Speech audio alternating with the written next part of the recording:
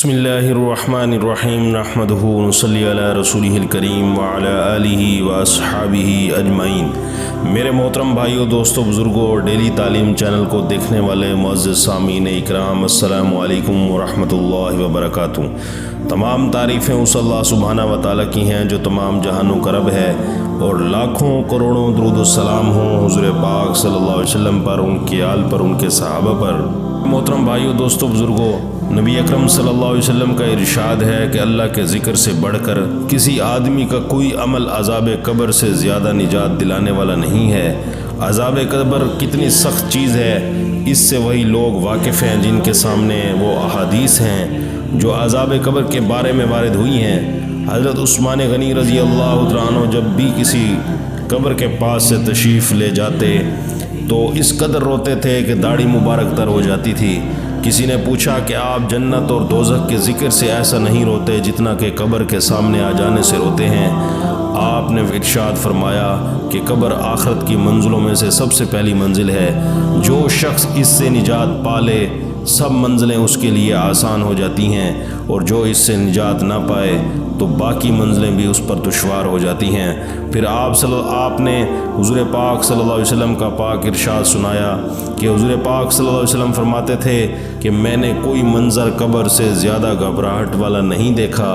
حضرت عائشہ رضی اللہ تعالیٰ عنہ ارشاد فرماتی ہیں کہ حضور پاک صلی اللہ علیہ وسلم ہر نماز کے بعد عذاب قبر سے پناہ مانگتے تھے۔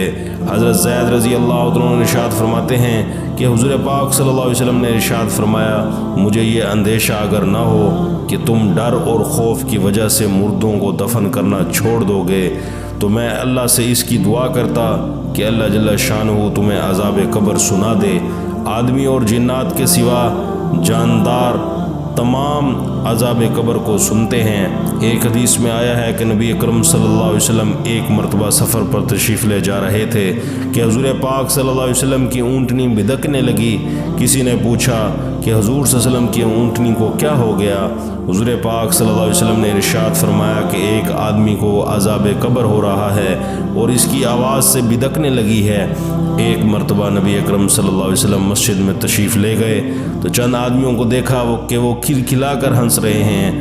حضور پاک صلی اللہ علیہ وسلم نے ارشاد فرمایا، اگر موت کو اکثر یاد کیا کرو اور اگر موت کو تم یاد کرتے تو تمہاری یہ حالت نہ ہوتی۔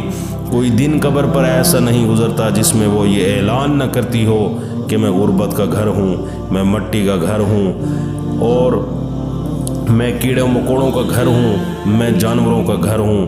جب کوئی مومن بندہ کامل ایمان والا دفن ہوتا ہے تو قبر کہتی ہے، تیرا آنا مبارک ہے، تو نے بہت ہی اچھا کیا، میرے پاس آ گیا۔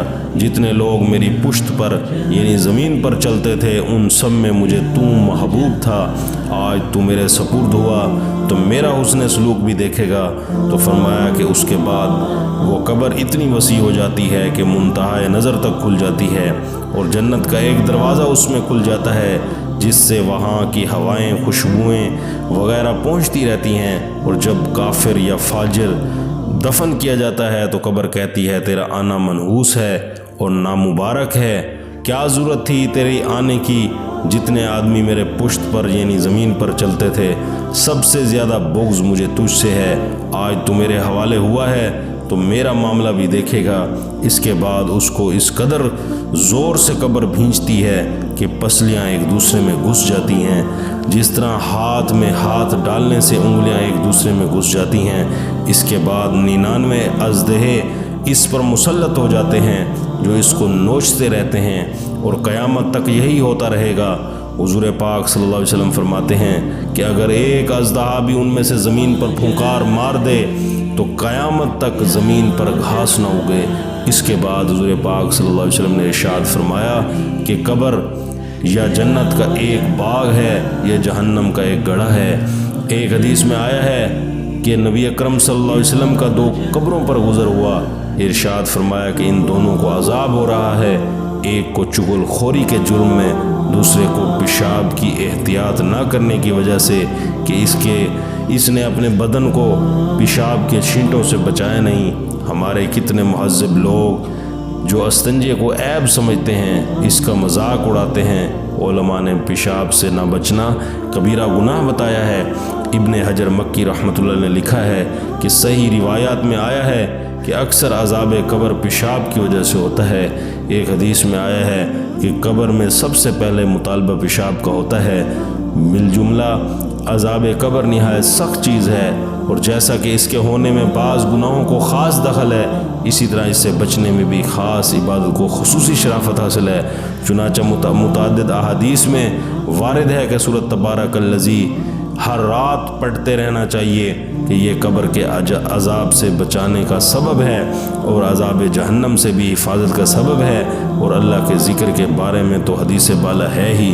تو میرے محترم بھائیو دوستو بزرگوں، قبر کا عذاب اتنی سخت چیز ہے، اور قبر فرمایا وحشت کا گھر ہے، دہشت کا گھر ہے، اور کیڑوں مکوڑوں کا گھر ہے، اور جانوروں کا گھر ہے۔ وہاں کوئی اے سی نہیں، وہاں کوئی روشنی نہیں، وہاں کوئی کشادگی نہیں، وہاں اعمال ہی اس کے اے سی ہیں، وہاں اعمال ہی اس کی روشنی ہے، وہاں کی کشادگی ہی اعمال ہیں کہ وہاں اعمال کا سکہ چلے گا، وہاں اعمال کام آئیں گے۔ تو میرے محترم بھائیو دوستو بزرگوں کہ حضور پاک صلی اللہ علیہ وسلم جیسی ہستی بھی جو ہے نا اللہ تعالیٰ سے پناہ مانگ رہی ہے قبر کے معاملے میں کہ اے اللہ مجھے قبر کے عذاب سے محفوظ رکھیو۔ جب آپ صلی اللہ علیہ وسلم کو اس دعا کی ضرورت ہے تو ہمارا اور آپ کا کیا حال ہوگا۔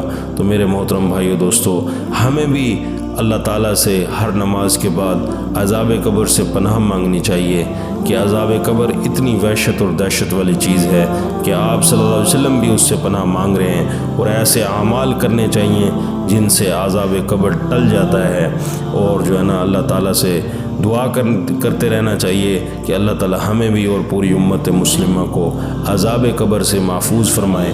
اور فرمایا سورۃ تبارک الذی، یہ ایسی صورت ہے جس کو اللہ تعالیٰ نے ایسی طاقت دی ہے کہ وہ قیامت کے دن اللہ سے جھگڑا کرے گی۔ اے اللہ اس بندے نے میرے لیے، اے اللہ اس بندے نے تیرے لیے مجھے تلاوت کیا تھا، اور میں تجھ سے جھگڑا کرتی ہوں کہ اس بندے کو جو ہے نا معاف کر دے اور اس کا قبر کا عذاب ہٹا دے۔ تو فرمایا اللہ تعالیٰ قبر کا عذاب ہٹا دیں گے۔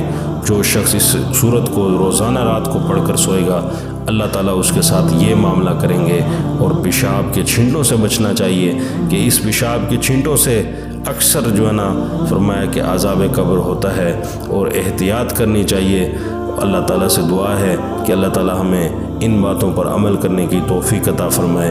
السلام علیکم ورحمۃ اللہ وبرکاتہ۔